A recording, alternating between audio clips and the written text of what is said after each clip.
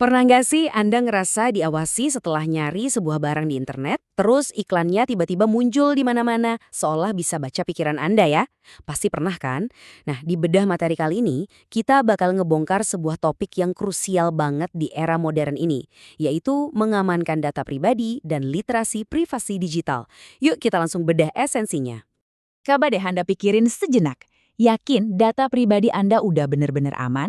Jangan-jangan kebiasaan Anda berselancar di internet tiap hari, mulai dari cuma scroll media sosial sampai belanja online, diam-diam justru menempatin Anda pada resiko yang luar biasa besar? Di bedah materi kali ini, kita punya 4 fokus utama. Kita bakal ngebahas realitas digital baru, terus mengenal data dan privasi, ngeliat apa aja ancaman nyata di internet, dan yang paling penting, gimana cara melindungi privasi Anda. Oke, kita langsung masuk ke bagian pertama, realitas digital baru. Ini soal kemudahan sehari-hari berhadapan dengan risiko tak kasat mata. Gini, kita tuh sekarang bergantung banget sama platform digital di hampir setiap detik kehidupan kita kan. Tapi tahukah Anda, di balik semua kemudahan internet yang kita nikmatin tiap hari ini, ada risiko tersembunyi yang masif banget. Masih banyak pengguna yang belum sadar kalau informasi yang mereka bagikan dengan santainya tuh bisa dengan gampang terekspos dan disalahgunain. Bahaya itu benar-benar ngintai tepat di ujung jari kita sendiri loh. Nah, sekarang kita geser ke bagian kedua, mengenal data dan privasi. Ini ibarat fondasi utama dari literasi digital kita. Kita mulai dari hal yang paling dasar dulu. Apa sih sebenarnya data pribadi itu? Secara simpel, ini tuh semua informasi yang bisa mengidentifikasi siapa Anda, baik langsung maupun nggak langsung. Mulai dari nama lengkap, nomor KTP, detail rekening bank, sampai foto-foto selfie Anda. Anda harus mulai menganggap kumpulan data ini sebagai mata uang yang super berharga di dunia modern. Saking berharganya, kerahasiaannya wajib banget dijaga. Kalau data tadi adalah aset berharganya, nah privasi digital itu adalah hak Anda atas aset tersebut. Ini adalah hak mutlak Anda sebagai seorang individu untuk pegang kendali penuh soal gimana data pribadi Anda itu digunain, disimpan, dan disebarin di ruang digital. Intinya, di sini Anda lah yang memegang kendali sepenuhnya.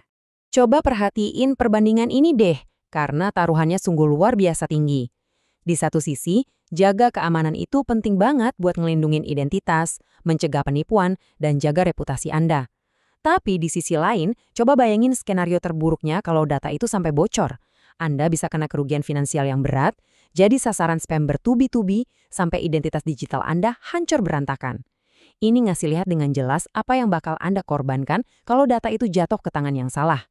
Dengan taruhan sebesar itu, kita wajib masuk ke bagian ketiga, ancaman nyata di internet. Mari kita kenalan sama para penjahat tak kasat mata ini.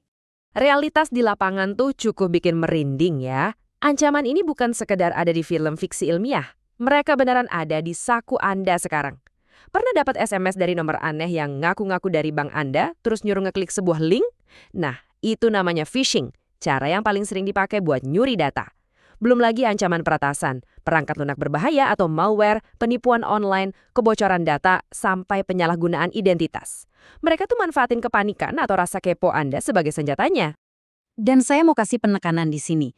Ini tuh bukan cuma error teknis biasa. Dampaknya di dunia nyata bener-bener bisa menghancurkan. Kita bicara soal tabungan yang ludes begitu aja, pencurian identitas yang bikin Anda seolah ngelakuin kejahatan, dan akun digital yang diambil alih total. Ini bisa bikin hidup seseorang berantakan secara instan loh. Tapi ironisnya, seringkali justru kitalah yang dengan sukarela nyerahin data itu ke para penjahat. Gimana caranya? Lewat kebiasaan oversharing di media sosial. Nge-share lokasi secara real-time, asik pamer KTP, sampai ngunggah foto tiket perjalanan yang barcode-nya terpampang jelas. Tanpa sadar, kebiasaan ini tuh sama aja kayak ngundang penguntit dan ngebuka pintu lebar-lebar buat kejahatan siber. Sekarang mari kita jujur-jujuran. Berapa banyak dari kita yang masih pakai password semacam 12345 atau cuma tanggal lahir? Wah, itu kebiasaan buruk yang gampang banget ditebak dan biasanya jarang diupdate. Anda mutlak harus ninggalin kebiasaan itu sekarang juga. Beralihlah ke kata sandi yang kuat. Campur huruf besar, huruf kecil, angka, dan simbol. Bikin password yang bikin mesin peretas pusing nebaknya, tapi tetap bisa Anda ingat di kepala. Hal lain yang gak boleh kita lupain adalah jejak digital. Segala aktivitas Anda di internet, postingan, komentar iseng, sampai riwayat pencarian, semuanya tercatat. Dan ingat, jejak ini sifatnya sepenuhnya permanen dan gampang banget dilacak. Jejak digital yang buruk bahkan bisa nutup peluang masa depan Anda loh, misalnya pas lagi dicari tahu sama calon perusahaan tempat Anda ngelamar kerja. Ingat, internet nggak pernah lupa. Oke, tarik napas dulu. Jangan panik. Kita masuk ke bagian terakhir, melindungi privasi Anda. Mari kita bangun perisai digital kita sama-sama. Pertama, Anda perlu tahu kalau secara hukum, Anda itu dilindungi. Di Indonesia kita punya payung hukum yang namanya Undang-Undang Perlindungan Data Pribadi atau UU PDP.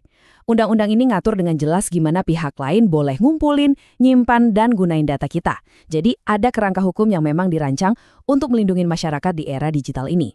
Tapi ya, perlindungan hukum tentu harus dibarengin sama pertahanan dari diri kita sendiri kan? Langkah-langkah ini gampang banget buat dilakuin kok. Mulai dari selalu pakai kata sandi yang kuat tadi, terus jadiin verifikasi 2 langkah sebagai sahabat baru Anda. Ini ibarat gembok ekstra di pintu rumah Anda. Jangan lupa batasi pengaturan privasi medsos, jangan asal klik link yang mencurigakan, dan biasain buat selalu lock out kalau habis pakai perangkat umum. Langkah-langkah simpel ini bakal ngebalikin kendali penuh ke tangan Anda. Jadi, kalau kita rangkum, inilah inti dari semuanya. Literasi digital yang sejati itu bukan sekedar jago main gadget. Literasi ini memberdayakan Anda buat benar-benar paham resiko digital yang mendasar, bisa ngehindarin penipuan online dengan refleks yang tajam, gunain teknologi dengan aman, dan yang paling utama, melindungi mata uang Anda yang paling berharga tadi, yaitu data pribadi. Sebagai penutup, mari kita renungkan satu kutipan luar biasa dari Bapak Ahmad Jainuddin. Beliau bilang, keamanan digital dimulai dari kesadaran diri untuk menjaga informasi pribadi dengan bijak dan bertanggung jawab.